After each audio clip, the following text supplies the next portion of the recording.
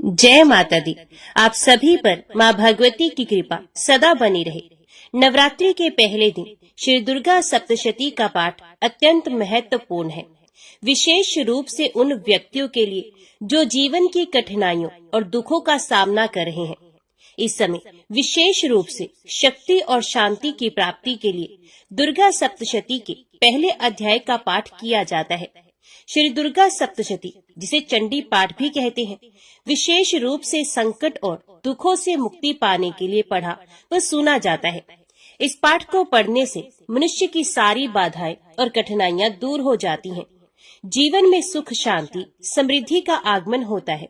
पाठ की शुरुआत करने से पहले मन और आत्मा को शुद्ध करने का प्रयास करें।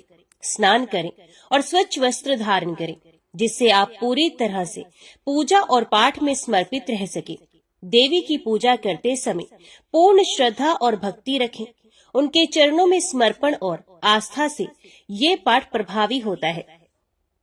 पाठ शुरू करने से पहले एक दृढ़ संकल्प लें कि आप इस पाठ के माध्यम से अपने दुखों का निवारण और पापों से मुक्ति चाहते हैं। देवी से प्रार्थना करें कि वे आपके जीवन में सुख और शांति की कृपा करें। श्री दुर्गा सप्तशती का पाठ 13 अध्यायों में विभाजित किया गया है। ये सुनिश्चित करें कि आप इसे सही विधि से और पूरी श्रद्धा के साथ पढ़ें। प्रिय भक्तजनों, आज से आप हमारे इस चैनल पर हर दिन नियम से श्री दुर्गा सप्तशती का पाठ सुनेंगे। इसलिए आपसे अनुरोध है कि इन अध्यायों को आप अंतिम अध्याय तक पूरा अवश्य सुनें। आज के अध्याय शुरू करने से पहले हम सब मिलकर माँ भगवती का ध्यान और प्रार्थना करते हैं। हे कल्याणमयी, करुणामयी, जगत जननी, आनंद और स्नेह देने वाली माँ, आपकी सदा ही जय हो। हे अम्बे, पंखहीन पक्षी और भूख से पीड़ित बच्चे जिस प्रकार अपनी माँ की राह देखते हैं, उसी प्रकार हम आपकी दया की प्रतीक्षा कर रहे हैं। हे अमृतमयी माँ, आप शीघ्र ही आकर हमें दर्शन दें। हम आपका रहस्य जान सकें, ऐसी बुद्धि हमें प्रदान करें। हे माँ दुर्गे, आप स्मरण करने पर संसार के समस्त प्राणियों का भय हर लेती हैं और शांत चित्त से चिंतन करने पर परम कल्याणमय बुद्धि प्रदान करती हैं। दरिद्रता, दुख और भय हरने वाली आपके सिवा दूसरी कौन है, जिसका चित्त सबका उपकार करने के लिए सदा दया से द्रवीभूत रहता है। आपको हमारा बारंबार प्रणाम है। आज पहले दिन श्री दुर्गा सप्तशती के पहले अध्याय के साथ ही श्री दुर्गा कवच और शाप उद्धार मंत्र का पाठ किया जाता है। तो पहले सुनिए शाप उद्धार मंत्र, फिर श्री दुर्गा कवच और उसके बाद पहले दिन का पहला अध्याय। सबसे पहले दिन हाथ में जल और पुष्प लेकर श्री दुर्गा सप्तशती के पाठ पढ़ने का संकल्प लेना चाहिए। फिर शाप उद्धार मंत्र का उच्चारण 7 बार करना चाहिए, जिसे आप पहले दिन और अंतिम दिन जरूर करें। इसके बाद उत्कीलन मंत्र का जाप करना चाहिए, जिसका आपको 21 बार जाप करना होता है। इसके बाद कवच पाठ, इस पाठ से शरीर के सभी अंगों की रक्षा होती है।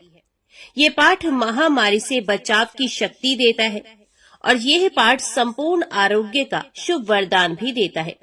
और यह कवच पाठ अत्यंत गोपनीय है, इसलिए इसे पूरी पवित्रता से किया जाना चाहिए। 18 महापुराण में से एक मार्कंडेय पुराण में देवी कवच के श्लोक अद्भुत सप्तशती का हिस्सा है। देवी कवच को भगवान ब्रह्मा जी ने ऋषि मार्कंडेय को सुनाया था। महर्षि मार्कंडेय जी बोले, हे पितामह, संसार में जो गुप्त हो और जो मनुष्यों की सब प्रकार से रक्षा करता हो और जो आपने किसी को आज तक नहीं बताया हो, ये कवच मुझे बताइए। श्री ब्रह्मा जी ने कहा, अत्यंत गुप्त व सब प्राणियों की भलाई करने वाला कवच मुझसे सुनो। प्रथम शैलपुत्री, दूसरी ब्रह्मचारिणी, तीसरी चंद्र घंटा, चौथी कूष्मांडा, 5वीं सकंद माता, 6ठी कात्यायनी, 7वीं काल रात्रि, 8वीं महागौरी तथा 9वीं सिद्धिदात्री, ये देवी के 9 मूर्तियां हैं। ये नव दुर्गा कहलाती हैं। आग में जलता हुआ, रण में शत्रु से घिरा हुआ, विषम संकट में फंसा हुआ मनुष्य यदि दुर्गा के नाम का स्मरण करे तो उसको कभी भी हानि नहीं होती। रण में उसके लिए कुछ भी आपत्ति नहीं होती और न उसे किसी प्रकार का दुख या डर ही होता है। हे देवी, जिसने श्रद्धा पूर्वक तुम्हारा स्मरण किया है, उसकी वृद्धि होती है, और जो तुम्हारा चिंतन करते हैं उनकी तुम निस्संदेह रक्षा करने वाली हो।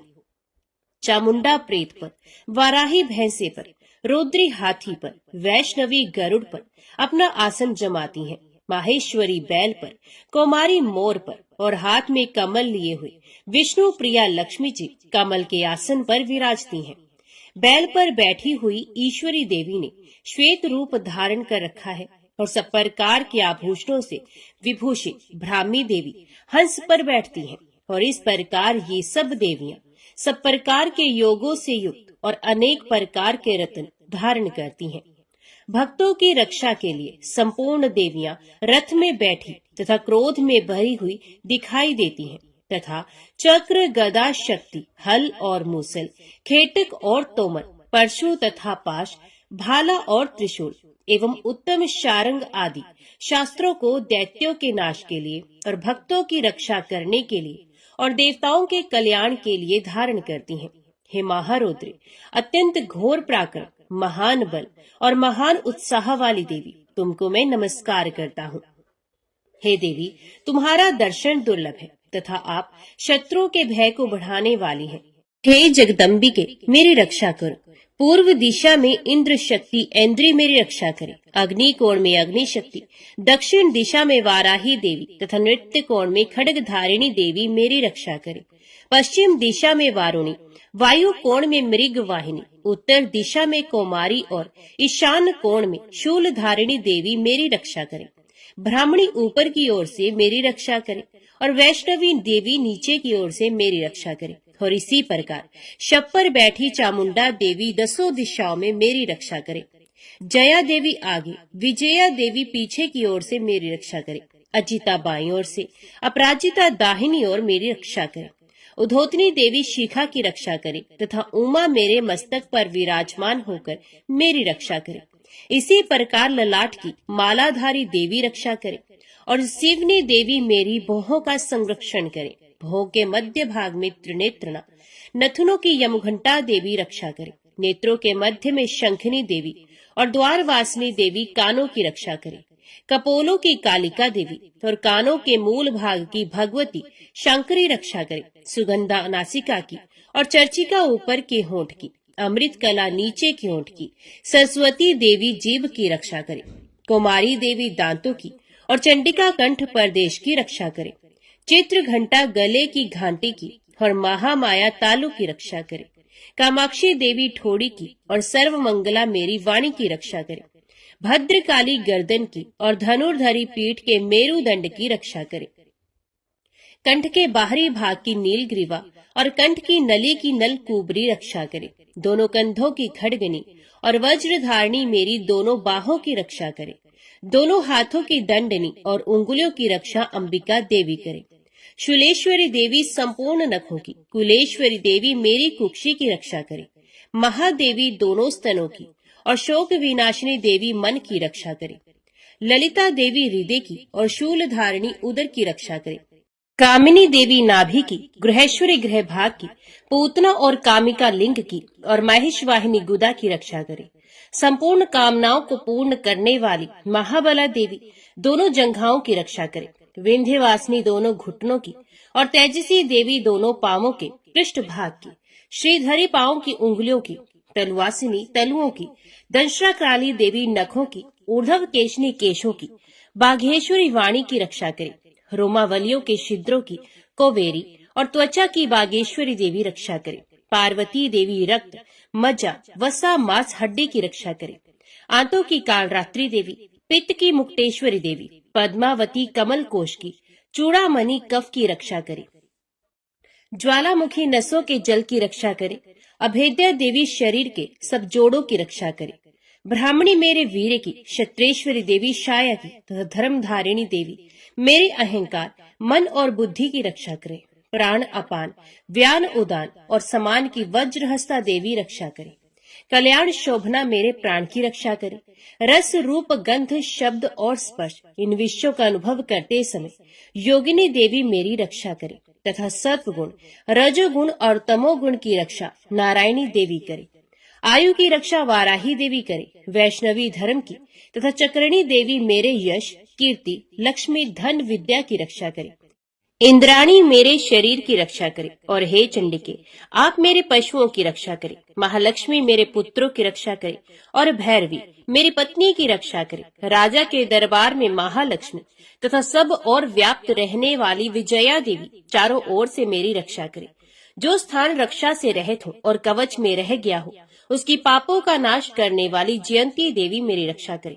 अपना शुभ चाहने वाले मनुष्य को बिना कवच के एक पल भी कहीं नहीं जाना चाहिए, क्योंकि कवच रखने वाला मनुष्य जहाँ जहाँ भी जाता है वहाँ वहाँ उसे अवश्य धन लाभ होता है तथा विजय प्राप्त करता है। वे जिस अभीष्ट वस्तु की इच्छा करता है वह उसको इस कवच के प्रभाव से अवश्य मिलती है, और वह इसी संसार में महा ऐश्वर्य को प्राप्त करता है। कवचधारी मनुष्य निर्भय होता है और वह तीनों लोकों में माननीय होता है। देवी का ये कवच देवताओं के लिए भी दुर्लभ है। जो प्रतिदिन नियम पूर्वक तीनों संध्याओं के समय श्रद्धा के साथ इसका पाठ करता है, उसे देव शक्ति प्राप्त होती है। वे तीनों लोकों को जीत सकता है तथा अकाल मृत्यु से रहित होकर 100 वर्षों तक जीवित रहता है। इसका लूता, चरम मार्ग, विस्फोटक आदि समस्त व्याधियां समूल नष्ट हो जाती हैं, और स्थावर, जंगम तथा कृत्रिम विष दूर होकर उनका कोई असर नहीं होता, तथा समस्त अभिचारक प्रयोग और इस तरह के जितने यंत्र मंत्र इत्यादि होते हैं, इस कवच के हृदय में धारण करने से नष्ट हो जाते हैं। इसके अतिरिक्त पृथ्वी पर विचरने वाले भूचर, नभचर, जलचर प्राणी उपदेश मात्र से सिद्ध होने वाली निमट कोटि के देवता, अपने जन्म से साथ प्रकट होने वाले देवता, कुल देवता, माला आदि डाकिनी, शाकिनी, अंतरिक्ष में विचरने वाली अत्यंत बलवती भयानक डाकिनियां, ग्रह, भूत, पिशाच, यक्ष, गंधर्व राक्षस, ब्रह्म राक्षस, बेताल, कुष्मांड और भैरवादी अनिष्ट कारक देवता भी उस मनुष्य को, जिसने कि अपने हृदय में ये कवच धारण किया हुआ है, देखते ही भाग जाते हैं। इस कवच के धारण करने से मन और तेज बढ़ता है। जो मनुष्य इस कवच का पाठ करके उसके पश्चात सप्तशती चंडी का पाठ करता है, उसका यश जगत में विख्यात होता है। और जब तक वन, पर्वत और कानन आदि इस भूमंडल पर है, तब तक यहाँ पुत्र, पौत्र आदि संतान परंपरा बनी रहती है। फिर देहांत होने पर ऐसा मनुष्य परम पद को प्राप्त होता है, जो देवताओं के लिए भी दुर्लभ है, और अंत में सुंदर रूप को धारण करके भगवान शंकर के साथ आनंद करता हुआ परम मोक्ष को प्राप्त होता है। जय माँ भगवती, जय माँ दुर्गा। अभी सुनते हैं अर्गला स्तोत्र का पाठ। मार्कंडेय जी कहते हैं, जयंती मंगला काली, भद्र काली कपालिनी, दुर्गा क्षमा शिवा धात्री, स्वाहा और स्वधा, इन नामों से प्रसिद्ध देवी तुम्हें मैं नमस्कार करता हूँ। हे देवी, संपूर्ण प्राणियों की पीड़ा हरने वाली तथा सब में व्याप्त रहने वाली देवी तुम्हारी जय हो। कालरात्रि तुम्हें नमस्कार है। मधु और कैटब को मारने वाली, ब्रह्मा जी को वरदान देने वाली देवी तुम्हें नमस्कार है। तुम मुझे रूप दो, जय दो, यश दो और काम, क्रोध आदि शत्रुओं का नाश करो। महिषासुर का नाश करने वाली तथा भक्तों को सुख देने वाली देवी तुम्हें नमस्कार है। तुम मुझे सुंदर रूप दो, विजय दो और मेरे शत्रुओं को नष्ट करो। हे रक्त बीज का वध करने वाली, हे चंड मुंड का विनाश करने वाली देवी, तुम मुझे रूप दो, जय दो, यश दो और काम, क्रोध आदि शत्रुओं का नाश करो। हे शुंभ निशुंभ और धूम्र लोचन का मर्दन करने वाली देवी, मुझको स्वरूप दो, विजय दो, यश दो और मेरे शत्रुओं का नाश करो। हे पूजित युगल चरण वाली देवी, हे संपूर्ण सौभाग्य प्रदान करने वाली देवी, तुम रूप दो, जय दो, यश दो और काम, क्रोध आदि शत्रुओं का नाश करो।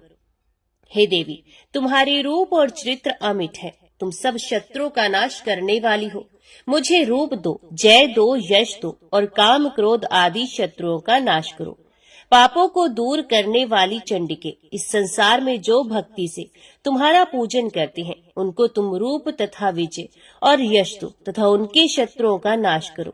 रोगों का नाश करने वाली चंडिके, जो भक्ति पूर्वक तुम्हारी स्तुति करते हैं, उन्हें रूप दो, जय दो, यश दो और उनके काम, क्रोध आदि शत्रुओं का नाश करो। हे चंडिके, इस संसार में जो भक्ति पूर्वक तुम्हारी पूजा करते हैं उन्हें रूप दो, जय दो, यश दो और उनके काम क्रोध आदि शत्रुओं का नाश करो। हे देवी, मुझे सौभाग्य दो, आरोग्य दो, परम सुख दो, रूप दो, जय दो, यश दो और मेरे काम क्रोध आदि शत्रुओं का नाश करो। हे देवी, जो मुझसे बैर रखते हैं उनका नाश करो और मुझे अधिक बल प्रदान कर रूप, जय और यश दो और मेरे शत्रुओं का संहार करो। हे देवी, मेरा कल्याण करो और मुझे उत्तम संपत्ति प्रदान करो। रूप दो, जय दो, यश दो और काम क्रोध आदि शत्रुओं का नाश करो। हे देवता तथा राक्षसों के मुकुट रत्नों से स्पर्श किए हुए चरणों वाली हे देवी, हे अंबिके, मुझे स्वरूप दो, विजय तथा यश दो और काम क्रोध आदि शत्रुओं का नाश करो। हे देवी, अपने भक्तों को विद्वान, कीर्तिवान और लक्ष्मीवान बनाओ और उन्हें रूप दो, जय दो, यश दो और उनके काम क्रोध आदि शत्रुओं का नाश करो। हे प्रचंड दैत्यों के अभिमान का नाश करने वाली चंडिके, मुझ शरणागत को रूप दो, जय दो, यश दो और मेरे काम क्रोध आदि शत्रुओं का नाश करो। हे चार भुजाओं वाली अम्बा, हे ब्रह्मा द्वारा प्रशंसित परमेश्वरी, मुझे रूप दो, जय दो, यश दो और मेरे क्रोध आदि शत्रुओं को नष्ट करो। निरंतर भक्ति से भगवान विष्णु से सदा स्तुति की हुई अंबिके, मुझे रूप दो, जय दो, यश दो और मेरे शत्रुओं को नष्ट करो। हिमाचल कन्या पार्वती के पति महादेव जी के द्वारा प्रशंसित होने वाली परमेश्वरी, मुझे रूप दो, जय दो, यश दो और मेरे शत्रुओं का नाश करो। इंद्राणी के पति इंद्र के द्वारा सद्भाव से पूजित होने वाली परमेश्वरी, मुझे तुम रूप दो, जय दो, यश दो और काम क्रोध आदि शत्रुओं का नाश करो। प्रचंड भुजदंड से दैत्यों के घमंड का नष्ट करने वाली देवी, मुझे रूप दो, जय दो, यश दो और मेरे शत्रुओं का नाश करो। हे देवी, तुम अपने भक्तों को सदा असीम आनंद प्रदान करती हो, मुझे रूप, जय, यश दो और मेरे काम क्रोध आदि शत्रुओं का नाश करो। हे देवी, मेरी इच्छा अनुसार चलने वाली सुंदर स्त्री मुझे प्रदान करो, जो कि संसार सागर से तारने वाली तथा उत्तम कुल में उत्पन्न हुई हो। जो मनुष्य पहले इस स्तोत्र का पाठ करता है, फिर सप्तशती रूपी महास्तोत्र का पाठ करता है, ये सप्तशती की जप संख्या के समान श्रेष्ठ फल को प्राप्त होता है और उसके साथ ही उसे प्रचुर धन भी प्राप्त होता है। जय माँ भगवती, जय माँ दुर्गा। अभी सुनते हैं श्री कीलक स्तोत्र का पाठ।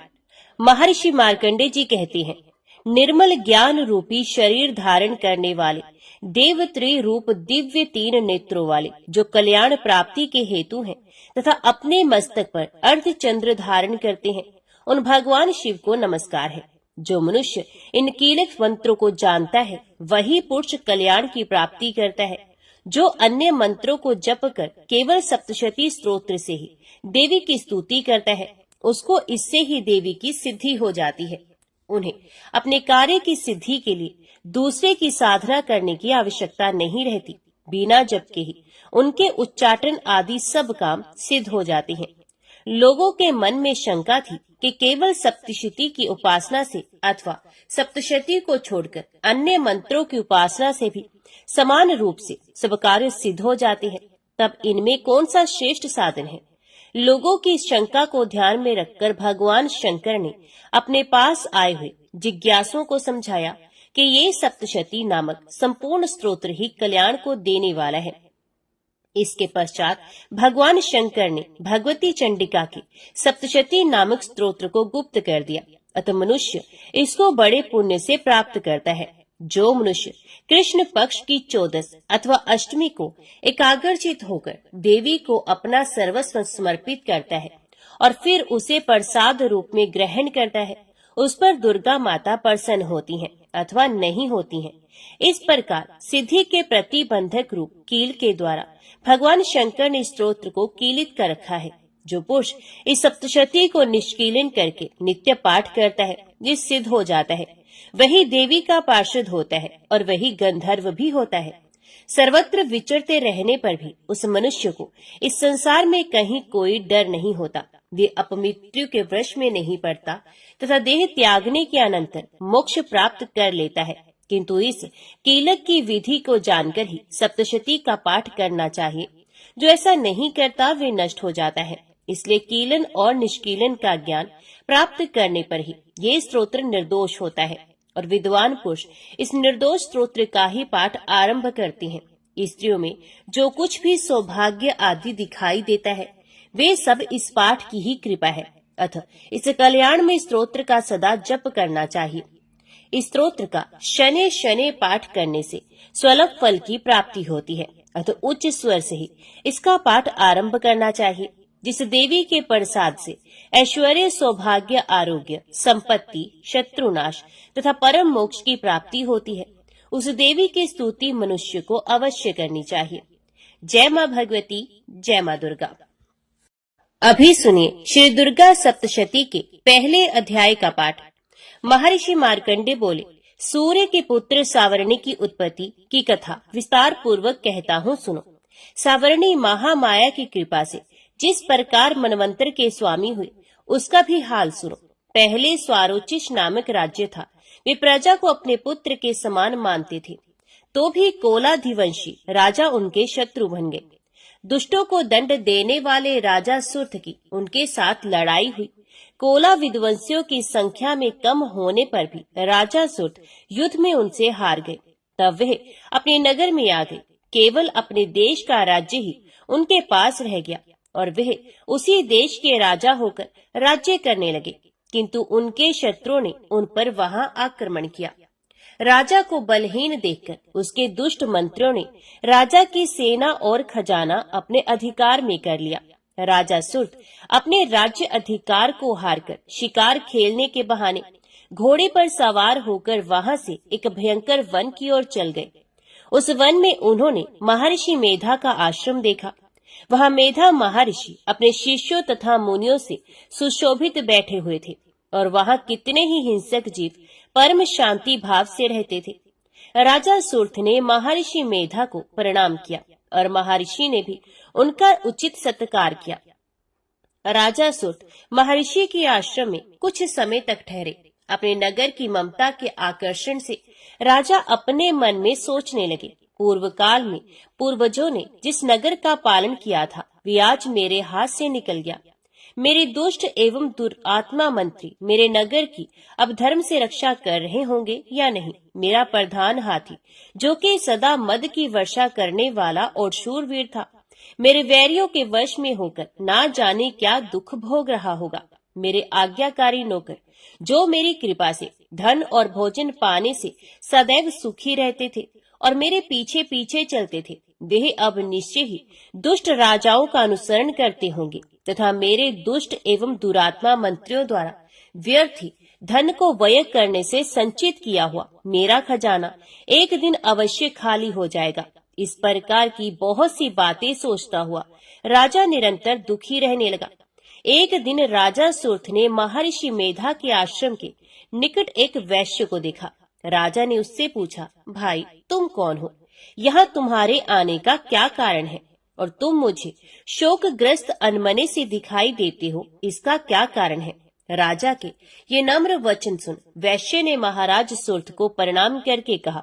वैश्य बोला, राजन, मेरा नाम समाधि है। मैं धनियों के कुल में उत्पन्न एक वैश्य हूँ। मेरे दुष्ट स्त्री पुत्रादिकों ने लोभ से मेरा सब धन छीन लिया है और मुझे घर से निकाल दिया है। मैं इस तरह से दुखी होकर इस वन में चला आया हूँ और यहाँ रहता हुआ मैं इस बात को भी नहीं जानता कि अब घर में इस समय सब कुछ कुशल है या नहीं। यहाँ मैं अपने परिवार का आचरण संबंधी कोई समाचार भी नहीं पा सकता कि वे घर में इस समय कुशल पूर्वक है या नहीं। मैं अपने पुत्रों के संबंध में ये भी नहीं जानता कि वे सदाचारी हैं या दुराचारी। राजा बोले, जिस धन के लोभी स्त्री पुत्रों ने तुम्हें घर से निकाल दिया है, फिर भी तुम्हारा चित्त उनमें क्यों प्रेम करता है? वैश्य ने कहा, मेरे विषय में आपका ऐसा कहना ठीक है, किंतु मेरा मन इतना कठोर नहीं है। यद्यपि उन्होंने धन के लोभ में पड़कर पितृ स्नेह को त्याग कर मुझे घर से निकाल दिया है, तो भी मेरे मन में उनके लिए कठोरता नहीं आती। हे महामती, मेरा मन फिर भी उनमें क्यों फंस रहा है, इस बात को जानता हुआ भी मैं नहीं जान रहा। मेरा चित्त उनके लिए दुखी है। मैं उनके लिए लंबी लंबी सांसें ले रहा हूँ। उन लोगों में प्रेम नाम का कुछ नहीं, फिर भी ऐसे निस्संदेहियों के लिए मेरा हृदय कठोर नहीं होता। महर्षि मार्कंडे ने कहा, हे ब्राह्मण, इसके पश्चात महाराज सुरत और वह वैश्य दोनों महर्षि मेधा के समीप गए और उनके साथ यथा योग्य न्याय संभाषण करके दोनों ने वार्ता आरंभ की। राजा बोले, हे भगवान, मैं आपसे एक बात पूछना चाहता हूँ, सो आप कृपा करके मुझे बताइए। मेरा मन अधीन नहीं है, इससे मैं बहुत दुखी हूँ। राज्य धन आदि की चिंता अभी तक मुझे बनी हुई है और मेरी यह ममता अज्ञानियों की तरह बढ़ती ही जा रही है। और ये समाधि नामक वैश्य भी अपने घर से अपमानित होकर आया है। इसके स्वजनों ने भी इसे त्याग दिया है। स्वजनों से त्यागा हुआ भी ये उनसे हार्दिक प्रेम करता है। इस तरह हम दोनों ही दुखी हैं। हे महाभाग, उन लोगों के अवगुणों को देखकर भी हम दोनों के मन में उनके लिए ममता जनित आकर्षण उत्पन्न हो रहा है। हमारे ज्ञान रहते हुए भी ऐसा क्यों है? अज्ञानी मनुष्यों की तरह हम दोनों में ये मूर्खता क्यों है? महर्षि मेधा ने कहा, विषय मार्ग का ज्ञान सब जंतुओं को है। सबको लिए विषय पृथक पृथक होते हैं। कुछ प्राणी दिन में नहीं देखते, कुछ रात को, परंतु कई जीव ऐसे हैं जो दिन तथा रात दोनों में देख सकते हैं। ये सत्य है कि मनुष्य में ज्ञान प्रधान है, किंतु केवल मनुष्य ही ज्ञानी नहीं होता। पशु पक्षी आदि भी ज्ञान रखते हैं। जैसे यह पशु पक्षी ज्ञानी है, वैसे ही मनुष्यों का ज्ञान है, और जो ज्ञान मनुष्यों में वैसे ही पशु पक्षियों में भी है, तथा अन्य बातें भी दोनों में एक जैसी पाई जाती हैं। ज्ञान होने पर भी इन पक्षियों की ओर तो देखो। अपनी भूख से पीड़ित बच्चों की चोंच में कितने प्रेम से अन्न के दाने डालते हैं। हे राजन, ऐसा ही प्रेम मनुष्यों में अपनी संतान के प्रति भी पाया जाता है। लोभ के कारण अपने उपकार का बदला पाने के लिए मनुष्य पुत्रों की इच्छा करते हैं और इस प्रकार मोह के गड्ढे में गिरा करते हैं। भगवान श्री हरि की जो माया है, उसी से ये संसार मोहित हो रहा है। इसमें आश्चर्य की कोई बात नहीं, क्योंकि वह भगवान विष्णु की योग निद्रा है। ये माया ही तो है जिसके कारण संसार मोह में जकड़ा हुआ है। यही महामाया भगवती देवी ज्ञानियों के चित्त को बलपूर्वक खींचकर मोह में डालती हैं और उसी के द्वारा संपूर्ण जगत की उत्पत्ति होती है। यही भगवती देवी प्रसन्न होकर मनुष्यों को मुक्ति प्रदान करती हैं। यही संसार के बंधन का कारण है तथा संपूर्ण ईश्वरों की भी स्वामिनी है। महाराज सुर्थ ने पूछा, भगवान, वे देवी कौन सी है जिसको आप महामाया कहते हैं? हे ब्राह्मण, वे कैसे उत्पन्न हुई और उसका कार्य क्या है? उसके चरित्र कौन कौन से हैं? प्रभु, उसका स्वभाव, उसका प्रभाव कैसा है? जैसा स्वरूप हो वे सभी कृपा कर मुझसे कहिए, मैं आपसे सुनना चाहता हूँ। महर्षि मेधा बोले, राजन, वे देवी तो नित्य स्वरूप है। उसके द्वारा ये संसार रचा गया है, तब भी उसकी उत्पत्ति अनेक प्रकार से होती है। वे सब आप मुझसे सुनिए। वह देवताओं का कार्य सिद्ध करने के लिए प्रकट होती हैं। उस समय वह उत्पन्न हुई कहलाती हैं। संसार को जल में करके जब भगवान विष्णु योग निद्रा का आश्रय लेकर शेष शैया पर सो रहे थे, तब मधु कैटभ नामक के 2 असुर उनके कानों के मैल से प्रकट हुए और वे श्री ब्रह्मा जी को मारने के लिए तैयार हो गए। श्री ब्रह्मा जी ने जब उन दोनों को अपनी ओर आते देखा और ये भी देखा कि भगवान श्री विष्णु योग निद्रा का आश्रय लेकर सो रहे हैं, तो वह उस समय श्री भगवान को जगाने के लिए उनके नेत्रों में निवास करने वाली योग निद्रा की स्तुति करने लगे। श्री ब्रह्मा जी ने कहा, हे देवी, तुम ही स्वाहा, तुम ही स्वधा और तुम ही वष्टकार हो। स्वर भी तुम्हारा ही स्वरूप है। तुम ही जीवन देने वाली सुधा हो। नित्य अक्षर क्रम में आकार, उकार, मकार, इन तीनों में माताओं के रूप में तुम ही स्थित हो। इनके अतिरिक्त जो बिंदु पद अर्ध मात्रा है, जिसका के विशेष रूप से उच्चारण नहीं किया जाता, हे देवी, वे भी तुम ही हो। हे देवी, संध्या, सावित्री तथा परम जननी भी तुम ही हो। तुम इस विश्व को धारण करने वाली हो। तुमने ही इस जगत की रचना की है और तुम ही इस जगत का पालन करने वाली हो। तुम ही कल्प के अंत में सबको भक्षण करने वाली हो। हे देवी, जगत की उत्पत्ति के समय तुम सृष्टि रूपा होती हो, पालन काल में स्थिति रूपा होती हो और कल्प के अंत में संहार रूप धारण कर लेती हो। तुम ही महाविद्या, महामाया, महामेधा, महारात्रि और मोहरात्रि हो। श्री ईश्वरी और बौद्ध स्वरूपा बुद्धि भी तुम ही हो। लज्जा, पुष्टि, तुष्टि, शांति और क्षमा भी तुम ही हो। तुम खड्ग धारिणी, शूल धारिणी, घोर रूपा तथा गदा, चक्र, शंख और धनुष को धारण करने वाली हो। बाण, भुषंडी और परिघ ये भी तुम्हारे ही अस्त्र हैं। तुम सौम्य और सौम्यतर हो। यही नहीं बल्कि जितनी भी सौम्य तथा सुंदर वस्तुएं इस संसार में हैं, उन सबसे बढ़कर सुंदर तुम हो। पर और अपर सबसे पर रहने वाले सुंदर तुम ही हो। हे सर्व स्वरूपे देवी, जो भी सत्य असत्य पदार्थ है उनमें जो शक्ति है वे भी तुम ही हो।